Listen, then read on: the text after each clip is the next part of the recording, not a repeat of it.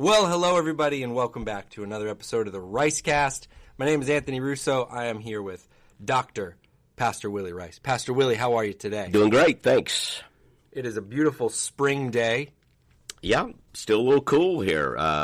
First, Florida in March, but beautiful outside. That's right. I thought I was done with the jacket. Yeah. Got to grab the jacket this morning on the way out the door. Yeah, a little cool morning. So it's sticking around for a little bit for us. Absolutely. Because there's a day in Florida where it's like... It's done. It is done. Yeah, there will be no more cool there.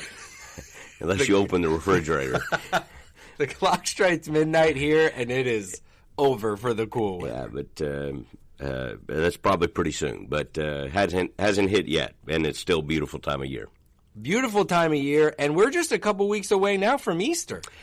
Days now, even. Yeah. It's measured in days and a week and a half. So great, week that we look forward to next week, and a lot of, great activity. Sunday will be fantastic. Good Friday, Easter. It's going to be a wonderful time. It's a beautiful time. I was curious, do you have any personal rhythms? I want to talk some about our church gathering because those are always so special. When it comes to Holy Week, is there any text you go through this time of year? I know you read the Bible with regularity every year. Right. When you come to Easter or Holy Week, do you? Yeah, it's a good question. We've done some things in the past. We did a devotional a couple years ago, especially during the 2020 season when everything was online. And, just thinking about that last week. And there are some devotionals, but, we ought to put something together that our people have permanently. Haven't necessarily done that yet. I usually keep my own reading rhythms, but as I get down into the week, I think about, what happened the week of. And we did a series a couple of years ago called The Last Days of Jesus. It was one of my favorite series, and it really was that last week of Jesus' life, and about I don't know if you can put the link on there or not, but there were like 3 messages, it just kind of walked us through those last days of Jesus' life. I'm sure it's in our archives a couple years back. Yeah, it's such an interesting thing, and even the series that's running up to it. Some of these are sort of familiar texts, but it's always so good to take a fresh look at them. Yep. Sometimes you kind of presume, you have it more locked in than you do, and you look at it again, you're like, oh man, look at that little note in there. Yeah. So I think it's always that would be great. I'll try to find those, and we'll put the link in the show notes. Oh, that'd be great. The Last Days of Jesus, but a lot of exciting. It is such a sweet time here at Calvary. So like you mentioned, we have the Good Friday service. That's here at our Clearwater campus at noon on Good Friday. Right. And that's more of like it's a pretty somber might be the word. Somber, sometimes sounds negative, but just reverential. We're thinking about the cross, and we're not thinking so much about the resurrection yet. We want to take time on Good Friday to think about the cross and to think about what Jesus did in sacrificing his life. So I think it carries a weightiness to it. It's not. It's not a happy clappy moment. Which I'm all for that, but there are moments that we just feel the weight of what our Lord did for us. And Good Friday, it does that through more traditional music, although we do some modern songs as well, but do a lot of traditional hymns and readings from the Scripture and communion and everything is focused on that. So we have had over the last several years great attendance at the Good Friday service at noon here at our Clearwater campus. All 4 campuses, we come together on that day. It's one of those services we feel like maybe church-wide we should just join together in, and it's a very special time.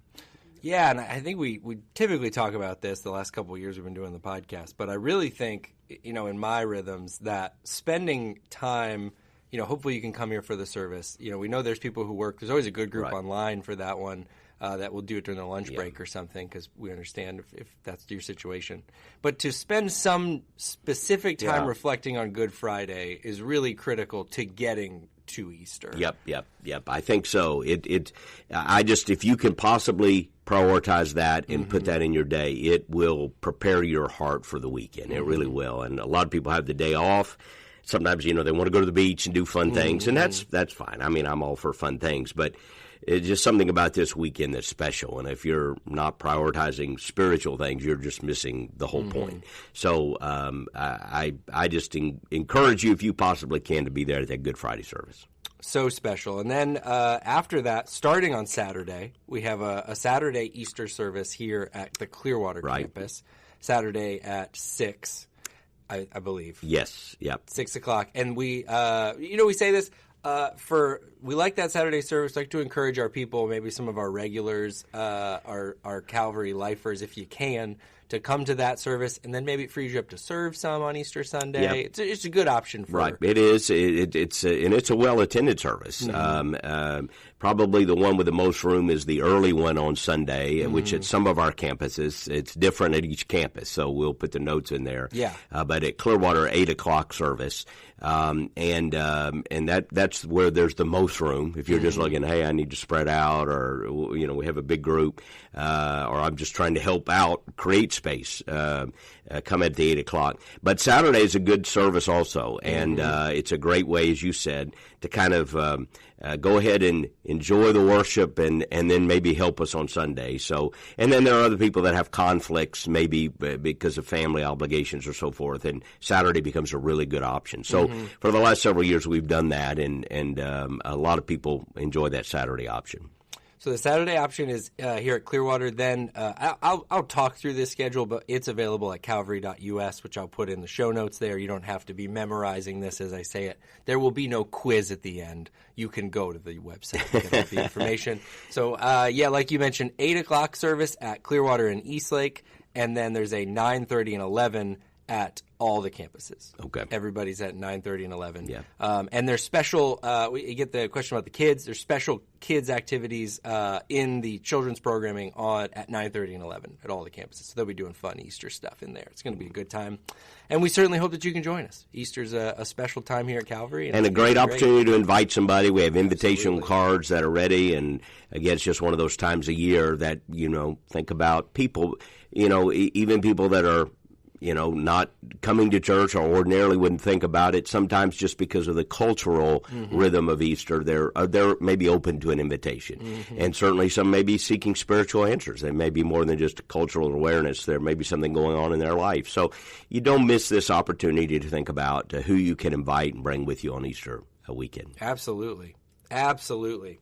Well, I wanted to ask about, really just chat about here, about a couple of things that are going on at Calvary. That I think we're going to talk about some this coming Sunday. Right. But here on the podcast, we get the chance to kind of dialogue and chat a little bit more. So there was kind of like, if I'm right, there's 3 big things we're going on around here we're talking about. Yeah, over the next several days, through a couple of means, we're going to just kind of give it's a spring report, an Easter report, mid-year report. We like to give a big report at our annual members meeting, which will be in June. But we just had some things we felt like, man, these are big things that have happened, and we need to share in as broad a way as possible. Yeah. So so many things, but they're like 3 big ones that we felt like everybody needed to know about. Right. And so the first one I want to ask about is Calvary College. So we talked a lot during the X150 Impact campaign about Calvary College. What can we tell the people today about Calvary College? Well, Calvary College is a real thing. Calvary College, again, as you said, was a big emphasis last year in X150, and people are probably wondering, okay, what's going on? What's going on? We have done a lot of work behind the scenes. Calvary College is a fully accredited college campus. It is a campus of the Baptist University of Florida. So we want people to begin to associate that. The Baptist University of Florida, BUF, has a local campus, Calvary College. So those 2 things go together. And we think it is a fantastic partnership with the Baptist University of Florida because we are able to now have fully accredited college-level education, both bachelor's level and master's level education here at the Clearwater campus, fully accredited. So it's transferable. You can transfer in. We're taking students. We are building the faculty. We are taking applications, and we will launch this fall with classes here at Calvary.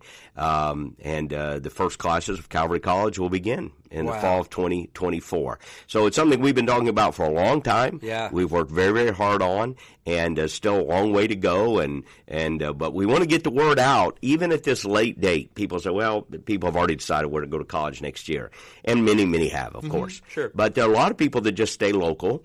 Maybe they go to local options because they're not going away, and they just want to keep making progress toward a college degree. Yeah. Well, we really want you to consider Calvary College. Yeah. It's a great way to get some credits and to keep moving forward, but to do it in a Christian environment and help us get this thing started. You also may have people that just want to take a couple college classes and check out the schedule. So there's a lot of information at buf.edu. We'll put the link on there. Yeah. And we have a director of operations from the Baptist University of Florida, Dr. Sean Bice, who is on our campus kind of about half the time right now and will be eventually full-time, as well as Dave Rice on our own pastoral staff, one of our teaching pastors, is kind of our liaison there and working directly with the Baptist University of Florida. So if you call our church office, you can set up a time to talk to Dave Rice. You can set up a contact with Dr. Sean Bice. You can go online. You can register online. But we'll have some enrollment days, some recruiting days coming up, and if you are interested in Calvary College or taking a college class, we hope you'll check it out, because we think as we get it started, it's just going to build incredible momentum in the next few years. Yeah, it's so exciting. I think we talked about this some when we were initially just setting the table for this idea, but our community had a Christian college presence for a long time, and there's been a void of that. Absolutely. So it's pretty exciting to... Well, Clearwater Christian College was kind of a staple around here for many years, a great college, and we weren't associated with it formally, but many people went to that college through the years and were sad when, just because of financial pressures and so forth, they had to close their doors a few years ago. And it was a vibrant, healthy college. Yeah. So there is a void, there is a need for fully accredited Christian college education and even master's level training, a huge need. So we'll take the first steps this year, and you just have to. The longest journey begins with the first steps, but we believe we're going to see great momentum and great success from this endeavor. And like you say, we're starting this thing. It's going to launch this fall, and that's so exciting. But you can't help but think, with this kind of partnership, what an opportunity for a young person who feels called into the ministry to be able to partner with a church, to get some practical ministry experience, to get their fully accredited education. Our dream was always for young people going into ministry. It's kind of what was the engine of all this. In our X-150, part of our pipeline, we have a lot of young people. They want to go into missions. They want to go into Christian ministry, but they haven't been formally trained. They haven't gotten their formal education. Right. So we had a lot of our kids doing online training, which is fine, and but it's just not quite the same. And again, online's a great option, and a lot of people get their college education that way. Yeah. But there is also something about being in a room with other students and a professor, professor, and there may be online components at some point, but just that real interaction. And so we just think it's going to be fantastic to have that opportunity here for those kinds of students. But now it's going to go way beyond that for people who just want basic degrees in business and other things. We think the sky's the limit in where it can grow. And I really believe in a couple of years you're going to look back, you're going to see I don't know. I don't want to predict a number, but you're going to see a lot of students studying here and pursuing college and master's level training here. Very exciting. And that alone would be enough to share on the podcast. Yep. But yet we have more to share about exciting things that Absolutely. are coming up. We talked some about Easter. Easter will also be the official launch for Calvary Español. Yeah, the second maybe big piece of this is Calvary Español, which really we're counting like our fifth campus. And it's a little bit of a different kind of campus model for us because it's going to be here at the Clearwater facility. But it is going to be a kind of separate functioning, church within a church. It's going to be not like a campus. Right. They'll have a campus pastor, Vladi Vasquez, is going to be our leader there in our Calvary Español. It's going to be Hispanic service, Spanish-speaking service at 11 o'clock on Sunday morning. And they've already kind of been doing some soft meetings and soft launch, if you will. And first official service will be Easter Sunday. So going to be very, very exciting. How big is that gap? Just your opinion here. Obviously, you can't measure something like this, but certainly you can be a part of a church gathering in another land. You can get something interpreted to you. Yep. But why is it so important, maybe, to have a service that's designated in a heart language of it's somebody who only speaks one language. Sadly, I wish I was smart enough to be multilingual, and so admire people who are. Yeah. People who are even multilingual will often use that phrase you just used, a heart language, the language that they best understand and can best communicate in and best worship in. So it's one thing to understand another language. It's another thing. Somebody said your heart language is what you dream in.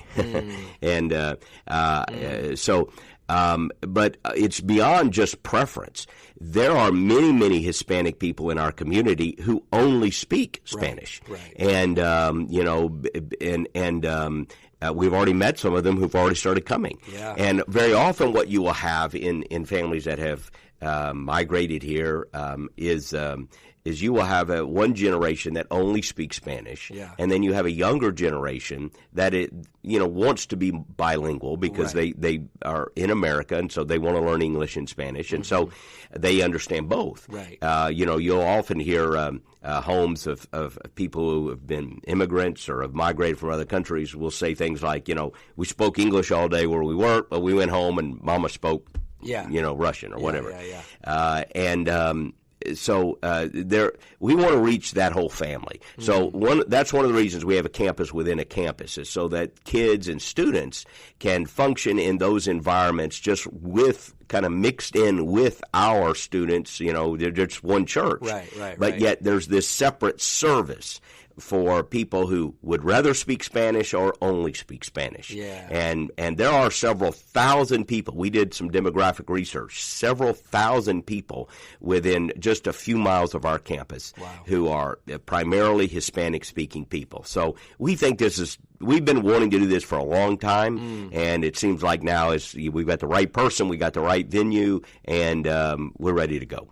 I'm excited for our church to get to know Pastor Vladi more. He's fantastic. Yeah, he's doing a great job and is such a friendly. And, of course, his wife, Candace, is our director of children's ministries here at our Clearwater campus. So, it's a dynamic duo there. That's right. But and we hired her and but got to know Vladi, and from the very beginning thought maybe he could lead in this. And so he's gone through all of our assessments and training and with the North American Mission Board and all the things we do. And we're just very, very excited about this. And he's a guy who has been pouring into this community for a while. Since they arrived here, he's been at Eisenhower doing things. He's a guy who's in our church and in our community. They've already had Hispanic Sunday school class, Bible study community groups. Yeah. And he's been doing all kinds of things, and so this is just the natural progression, and it's very exciting to have solid biblical church service for Hispanic-speaking people. Yeah, it really is amazing. And it like you say, we're in meetings with Pastor Vladi, getting all these things set up, and he'll apologize because he doesn't know like one English word that he's trying to say. And I always look at him like, Vladi, are you kidding? You're crushing it. Yeah. I can barely ask your name in Spanish. Right. Me llamo Anthony, and that's like the extent. I have trouble ordering at Taco Bell. I can't say anything in Spanish. Here's Vladi. He's doing a fantastic job. So, we just think it's a great opportunity, and we're very excited about it. So exciting. So that will officially launch on Easter. on Easter Sunday. They're already meeting, like you alluded to. And by the way, they're going to be baptizing some people in our Clearwater service Sunday. Yeah. And we'll kind of video that so everybody can share in that. But going to be a great moment. It's so the momentum, since the word's getting out about this, it's just really, really exciting. And we talked about this a couple of times, but it's one of those things. Anytime we launch something like this, we could use help, hands on the ground, boots on the ground kind of mentality. So if you want to get involved with that, I'll put a link to that also in the show notes because Pastor Vladdy and the team need all the help they can get. Certainly, if you're bilingual or if you speak Spanish, there's actually I was talking to Vladdy recently, a Portuguese community here that is starting to connect because those languages have some overlap. So a lot of ways you can help be involved. So we'll put that in the show notes too because it is a really, really exciting endeavor. And then the third thing I want to talk about is a little bit of some breaking news, Pastor. So breaking news. I need you to kind of intro this. You have a sound effect, kind of. Yeah. Cue the sound effect. I need you to kind of walk us into this one because this is the first time some people might be hearing this. Well, it probably is the first time, and we're going to share this on Sunday, and it's kind of that's really the first announcement publicly. So this is kind of the pre-announcement, but very exciting news. As people know, again, Calvary has 4 congregations now. The Hispanic campus will be our 5th. And these are 4 separate congregations, different communities, but we're one church. We're all working, same mission, same focus, organizational connectedness. And we're about to add what will now be our 6th campus. Breaking news is that the congregation of the First Baptist Church of Safety Harbor has recently voted, actually several formal official votes, so we can say that this is officially happening now. And we've been working on it for months with them and meeting with them, but the First Baptist Church of Safety Harbor has voted to affiliate with Calvary, to become a part of Calvary, and to become a part of our Calvary family, so that the church, which has had a great historic presence here in Pinellas County, and but now feels like the best future, the most effective future for Great Commission work is going to be to kind of join with Calvary so that it becomes a Calvary Safety Harbor campus. And so that's the news. The First Baptist Church of Safety Harbor is joining with the church family here at Calvary, and we'll soon have a Calvary Safety Harbor campus. How exciting is that? So this, Safety Harbor, great community. It feels to me, anytime I'm down, me and Rach have been down there a couple of times for date nights and things, because it's just great. No, it's a great downtown area, cute little, and it's pretty, this location is kind of like in the heart of all that, isn't it? Well, it's very, very close. This one is a unique campus to us, and it is one that as we talked about this, we wrestled with this and kind of turned it over in our mind and our heart. Because most of our campuses, when you think of East Lake, Seminole, Crystal Beach, there's a good distance between that and Clearwater. In other words, there was a kind of a logical geographical reason to put a campus there. At Seminole, we did not have anything in the mid-county area.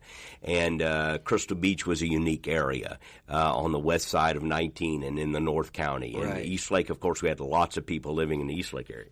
So all those were geographically like, wow, this makes sense. Yeah. Safety Harbor's campus is 2 miles from our Clearwater campus. Right. And so immediately people will kind of go, well, why would you do that? Well, for a lot of reasons. First and foremost, we just don't want to see these church ministries die. We don't want to see them extinguished for the gospel. It doesn't matter where they are. We feel like there is a need for all kinds of churches, not just a mega church, a big church, a regional church, but for neighborhood churches as well. And while the campus is very close to us, we think actually that may open the door to some other opportunities that we're exploring as to, okay, what are there things that could be located there because it's very, very close. Sure. But we just feel like there is a niche there and a need there to have a neighborhood service and we have a lot to work on yet. We don't have a launch date in which we're going to announce Calvary Safety Harbor. So First Baptist Church of Safety Harbor, for all practical purposes, is still functioning just as it has been. If you were to visit there, it's just going to be as it has been. Nothing is changing next week or the week after. Right. We're there to help them, and there's a lot of work to be done. But in the months to come, you will hear us talking about launching that church. So even though it's close to the Clearwater campus, we're aware of that. It is what it is. But we think there's just a need for a neighborhood church. And as you said, Safety Harbor is a kind of a unique area. And this is a church that's planted right in the middle of a neighborhood. And there are so many people in our area that need the gospel of Christ. So we just look at it as another kind of hook in the water, if you will, another opportunity to minister, to preach the gospel, and over the long haul to help this local congregation become healthy and vibrant and thriving for years to come. And we think that's a kingdom win. And it takes you right back to what our belief has been over the last almost 10 years now, which is multiplication trumps addition. And so it can be harder, it can be slower, it can be messier, but over the long haul, multiplication trumps addition. And so here we are planning now to launch our 6th campus. Wow. Very exciting. 2 follow-ups immediately come to mind. And one I'm just curious about, and as the comms person here, I should probably have a better grasp on it. So this would make, our initial goal was 5 campuses in X150. It was actually 7 local campuses. And when we did the 150 number and we added it up, it was just, we didn't know. You're just throwing some numbers out there. And, one of the 4, we had 4 areas, international, national, revitalization, local campuses. The one that's been hardest for us to measure and win at has been revitalization. That's been the challenging one to hit the goal at. We haven't done quite as well there as we wanted. But all the others, we will meet or exceed those goals. And ultimately, when X150 is over, we will hit and exceed 150. But we're very, very close to what we had envisioned to be local campuses. Wow. So I don't know if we'll have a 7th or not. That's up to God. I didn't know a year ago whether we'd have 6th. But here in 2024, we'll be adding our 5th and 6th campus with our Hispanic campus and Calvary Safety Harbor. Oh, that is very exciting.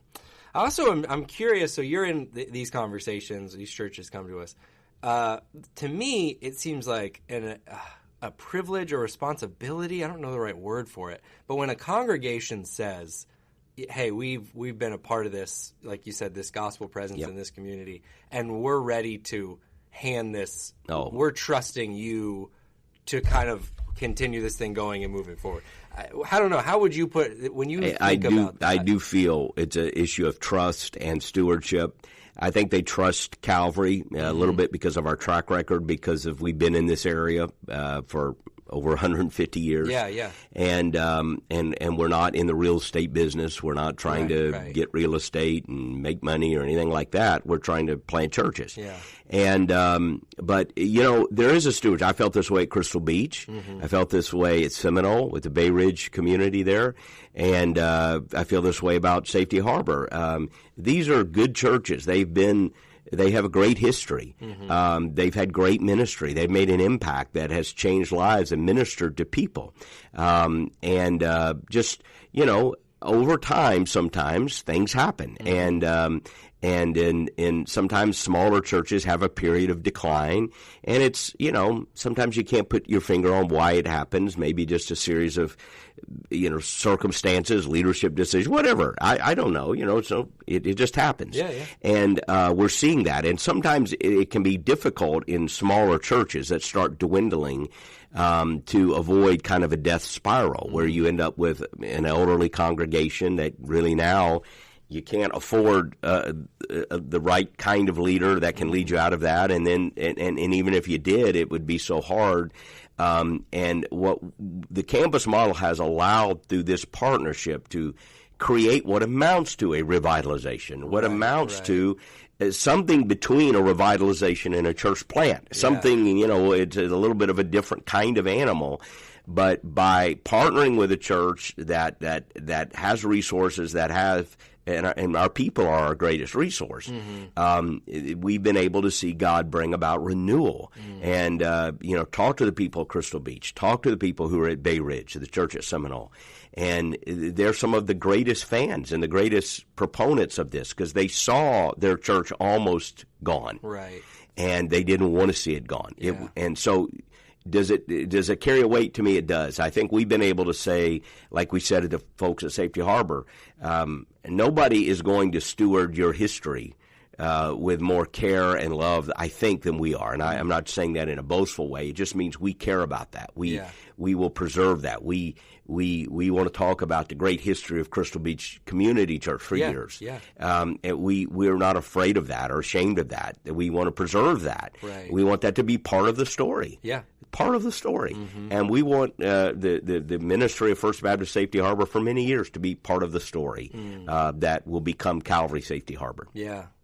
Well, and I'm so glad you talked about that because I really do think you said, when a church is in that state and they come to Calvary, I hope you're as you're listening to this, you're getting the sense that that's a difficult decision. It's not one that people, you want the church to carry on. You want your church body to be healthy and growing. So I think the people of Calvary, the listeners to the podcast, should feel a sense that like that's the community. It's a trusted body in the community.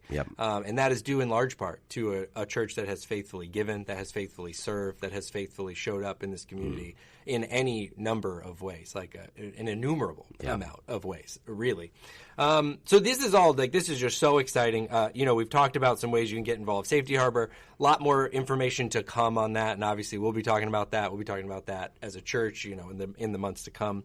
But what are the other ways that people can help and contribute to all these things that we have going on at Calvary right now? Well, I think one of the things we want to share all of this to also just remind people, first of all, to thank people. None of this happens if people aren't giving to X150. But X150 doesn't happen without people who are giving to just the ministries of our church, what we call sometimes the operational budget of our church, the operational ministries of our church. And we're at a critical time as we go into the last quarter of our fiscal year. Our fiscal year runs from July to the end of June. We've had a great year. God has blessed immeasurably. People have given generously to X150.